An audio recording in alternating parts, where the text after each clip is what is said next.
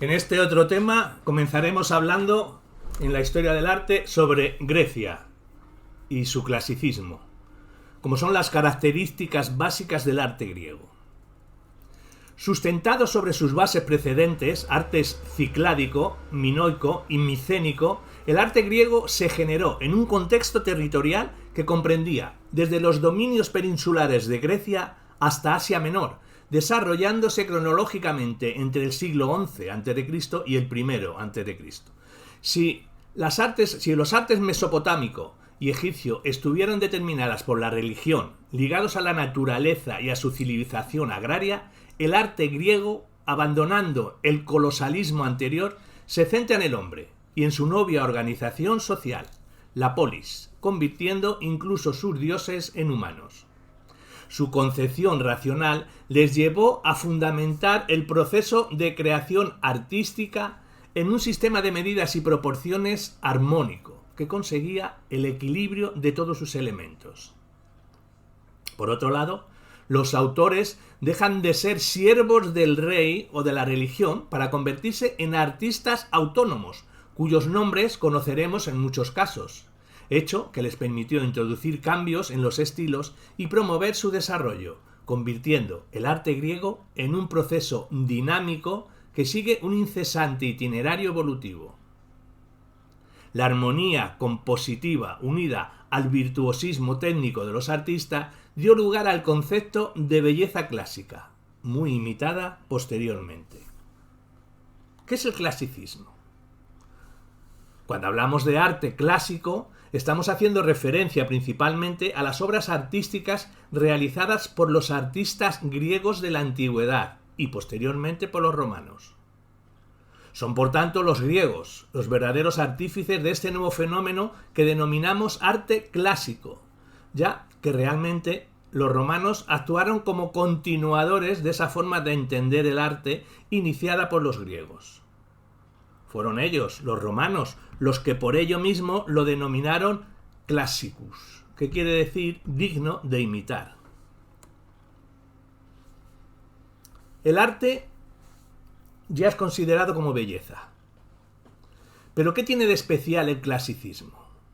Algo debe de tener, cuando a lo largo de los siglos ha habido muchos momentos en que los artistas de muy diferentes épocas se han fijado en aquel arte clásico, antiguo, como motivo de inspiración de sus obras. Sin duda, su calidad extraordinaria, pero también y por encima de todo, el haber establecido de una manera muy clara lo que debía de considerarse bello y lo que no. El arte para muchas personas es principalmente belleza, y para los artistas griegos también, de ahí la importancia de su aportación. Así que aquí está tal vez la clave de su éxito, su concepción de la belleza. Para los artistas griegos de la antigüedad, la belleza es elegancia, la belleza es armonía, equilibrio, es proporción. La belleza es todo aquello que serena nuestra vida, nuestra vista al mirarlo, porque prevalece una sensación de sosiego, de sencillez, de mesura. Lo notamos así cuando contemplamos sus edificios, especialmente sus templos, cuando admiramos sus esculturas, sus piezas de cerámica. Es una característica del arte griego que lo hace inconfundible. El clasicismo también es un arte que nos parece familiar y próximo porque toma como referencia de sus obras las cosas reales que nos rodean, los sentimientos y las acciones de los hombres y las escalas pequeñas en sus construcciones y esculturas. Es un arte hecho a nuestra medida, a la medida del hombre. Primero, porque huye de utilizar tamaños colosales y segundo, porque sus temas nos resultan tan cercanos y tan comprensibles. Tal vez, por todo lo dicho, entendamos ahora el éxito que durante siglos ha tenido este estilo artístico. Su calidad, su sentido de la belleza, su realismo, su capacidad para explicar la naturaleza del hombre, su escala humana, han sido aspectos que en todas las épocas se han entendido y se han apreciado con facilidad. De ahí que siga siendo hoy una referencia universal. La herencia clásica en Roma. Cuando los romanos invadieron Grecia, comprendieron antes que nadie la importancia de aquel arte extraordinario. Se llevaron obras, se llevaron artistas, imitaron cuanto pudieron y poco a poco le fueron dando ellos también un sello y una personalidad especial. El arte griego y el arte romano se difundieron con facilidad por el Imperio Romano y alcanzaron tal importancia en todos los territorios conquistados que a partir de entonces se convirtieron en un arte universal para todos, que servía de referencia por su calidad y su divulgación. Tal fue su importancia que desde entonces fue durante siglos el arte a imitar, el arte que por eso mismo todos llamaron arte clásico. Hablemos sobre los orígenes y la localización. La civilización griega encuentra sus primeras manifestaciones artísticas en las islas Cícladas y en la isla de Creta, donde se originará la llamada cultura minoica. Desde aquí, la civilización griega se extenderá por el continente y en concreto a la península helénica, en la que se desarrollará la cultura micénica y posteriormente surgirá con todo su esplendor el pleno clasicismo griego. Sin embargo, el arte griego no se limita a este espacio, que coincide aproximadamente con las fronteras de la actual Grecia. Los griegos desarrollaron una intensa actividad comercial a lo largo y ancho de todo el Mediterráneo, que les llevó a fundar colonias en lugares tan alejados como la península ibérica o el sur de Italia. Allí también floreció el arte griego y por ello son igualmente centros importantes de actividad artística durante este periodo, y son por ello yacimientos importantes de restos arqueológicos de este periodo. Así, al ámbito central de la península helénica y del mar Egeo hay que añadir como zonas de expansión del arte griego toda la costa jónica, la Magna Grecia, sur de Italia, el sur de Francia y buena parte de la costa mediterránea española. Hablemos del arte cicládico. En pleno mar Egeo, un grupo de pequeñas islas como Naxos, Delos, Paros o Milo constituyen las llamadas Islas Cícladas. Es allí donde se producen las primeras manifestaciones artísticas conocidas de la cultura helénica. Datan del tercer milenio antes de Cristo y sorprenden por su extraordinaria belleza y simplicidad. Se trata de pequeñas estatuillas o ídolos que posiblemente tendrían una función religiosa o modo de ofrenda, o lo que es lo mismo, de exvoto.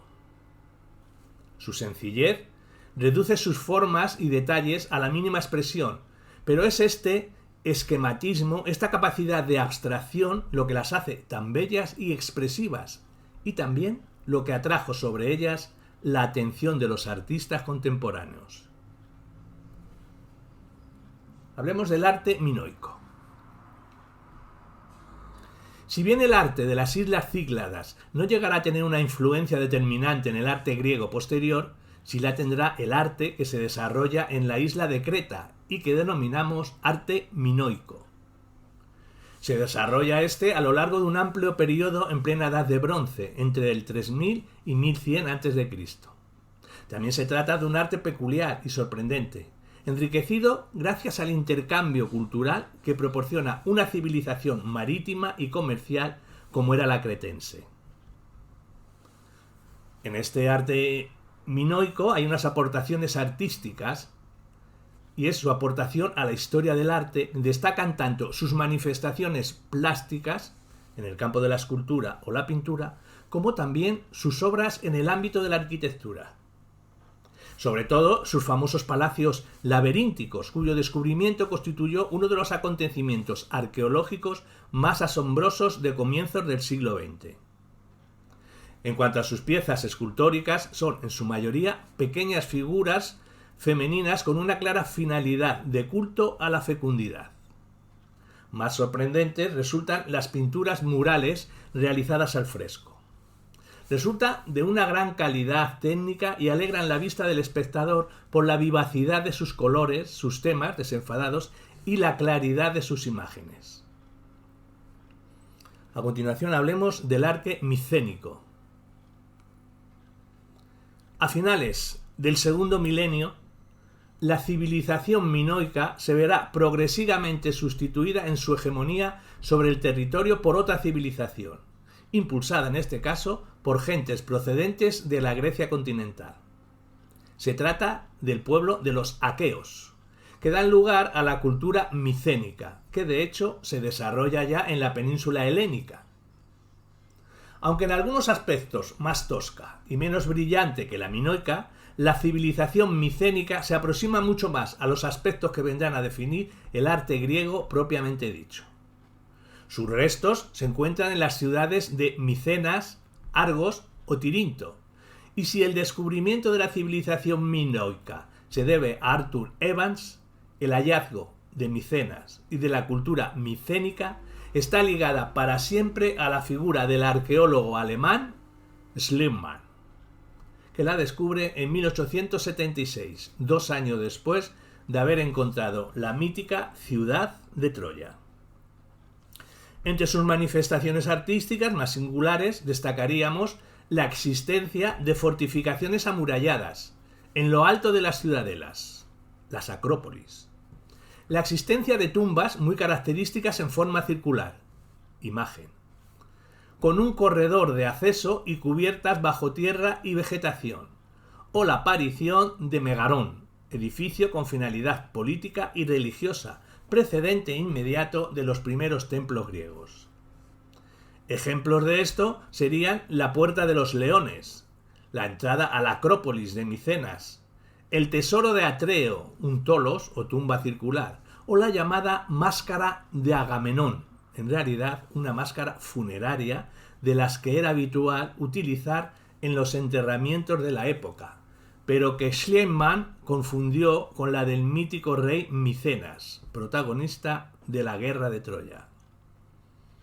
Vamos a hablar a continuación de la arquitectura y los principios constructivos, en cuanto a sencillez y racionalidad. La arquitectura griega se basa en una serie de principios constructivos permanentes. Vamos a enumerarlos. En primer lugar, conciben en efecto la arquitectura para ser contemplada más que vivida, para ser vista desde el exterior, como si se tratara de una enorme escultura y no como un espacio cerrado. En segundo lugar, se trata de una arquitectura tremendamente sencilla, que consta de elementos de sostén y de elementos horizontales de cierre. Y en un tercer lugar, es una arquitectura basada en la racionalidad, porque esa es también la mentalidad de los griegos de la época. Por ello mismo, conciben el edificio como número, como una medida, que les permita alcanzar ese ideal de proporción y de armonía que, como vimos, constituyen su concepto de belleza. Los principios constructivos y el orden y la perfección. La concepción racionalista de la arquitectura lleva inevitablemente al orden y a la perfección. Del primer aspecto son buena muestra las estructuras perfectamente simétricas que caracterizan sus edificios, y del segundo su criterio de perfección técnica. Por ello mismo, la perfección es también para los griegos belleza. Lo bien hecho, lo bien acabado, lo bien decorado. Este perfeccionismo explica algunas peculiaridades de la arquitectura griega, como el preciso ajustado de sus bloques de piedra, el pulido escrupuloso de sus muros y sus famosos reajustes ópticos, según los cuales arqueaban ligeramente las piezas horizontales e inclinaban también las columnas de los extremos de los edificios para que el ojo humano, que por naturaleza tiende a ver las líneas rectas combadas, las apreciara totalmente rectilíneas. En cuanto a los principios constructivos, se basaban en la escala humana. La arquitectura griega evita las construcciones colosales o de grandes dimensiones que caracterizaban el modo de construir de otros pueblos. Los griegos prefieren una escala más reducida, acorde con el mundo real que rodea a los hombres. Por ello desarrollan una escala humana en sus construcciones, llegando incluso a utilizar medidas humanas de proporcionalidad. Así, también en la arquitectura, el hombre se convierte en medida de sus obras. Una de las aportaciones de más éxito y difusión que tuvo la arquitectura griega fue la creación de sus famosos órdenes arquitectónicos. Los órdenes son un modo de organizar el edificio y decorarlo de una manera determinada. Son la prueba de ese sentido del orden y la racionalidad griegas porque a través de los órdenes disponen de una fórmula inalterable de construir y decorar sus obras. A lo largo del tiempo se llegaron a desarrollar 3 órdenes: dórico, jónico y corinto. El dórico aparece ya en el siglo VIII a.C. como una transposición a la piedra de las primeras formas constructivas hechas en madera. El jónico se desarrolla en Jonia a partir del siglo VI a.C. y el corintio empieza a utilizarse a partir de mediados del siglo IV a.C. Hablemos del templo, los templos griegos. De todos los edificios construidos a lo largo del arte griego, el templo es el más importante y el más difundido sin ninguna duda. No solo porque la religión ocupa una parte sustancial de la cultura de este pueblo, sino porque el templo constituye uno de los elementos comunes de la cultura y la civilización griega en cualquiera de las polis independientes en que se dividía la antigua Grecia. Se trata, por tanto, del edificio más característico de la arquitectura griega. Por ello, refleja perfectamente todas las características que definían su singularidad forma de construir. El templo griego tiene una sencillez y una racionalidad, que es su principal característica, y es esta, la sencillez constructiva. Los templos se dibujan sobre una planta rectangular y constan de 3 habitaciones. Una primera estancia, que sirve de entrada o antesala, llamada pronaos. El santuario, a continuación, donde solía colocarse la estatua de la divinidad a la que estaba dedicado el templo. Se le denomina naos, o ceia. Y una pequeña habitación al fondo del templo que servía para guardar las reliquias y tesoros que poseía el templo, el opstidómonos. Su sentido de la racionalidad conlleva criterios de proporcionalidad y simetría cuyos elementos constructivos se disponen y decoran de forma inalterable a través de las órdenes clásicos. En el templo griego es una arquitectura que está hecha a la medida del hombre, en lo que la disposición de las columnas que sirven de apoyo al edificio resultan doblemente importantes. Primero, porque sirven de medida de proporcionalidad a todo el edificio. Segundo lugar, porque su tamaño es proporcionado al del hombre. Y en tercer lugar, porque son las piezas más visibles del templo. Tratándose de un edificio para ser visto desde fuera, la colocación de las columnas tendrá una relevancia especial. Las columnas son el elemento que permite clasificar los distintos tipos de templos.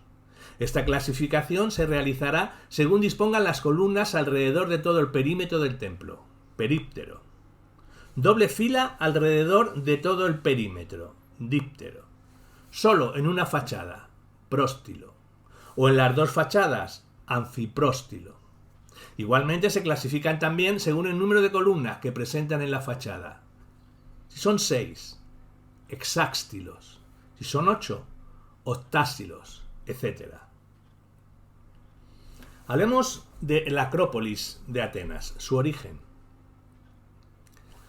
La Acrópolis es una colina natural que por su fácil acceso fue desde época neolítica un lógico asentamiento de población.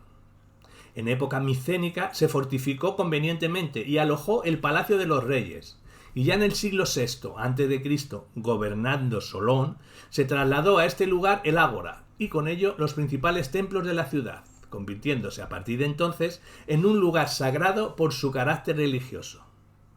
No obstante, será a finales de ese mismo siglo VI a.C. cuando con el gobierno del tirano Pisístrato comience el verdadero embellecimiento de la Acrópolis ateniense. Se construyó un primer propíleo o entrada monumental a la ciudad, se amplió el viejo templo de Atenea, se impulsaron los rituales de las fiestas y procesiones panateneas precisamente hacia la Acrópolis, y poco a poco se fue multiplicando en la explanada la construcción de edificios y templos.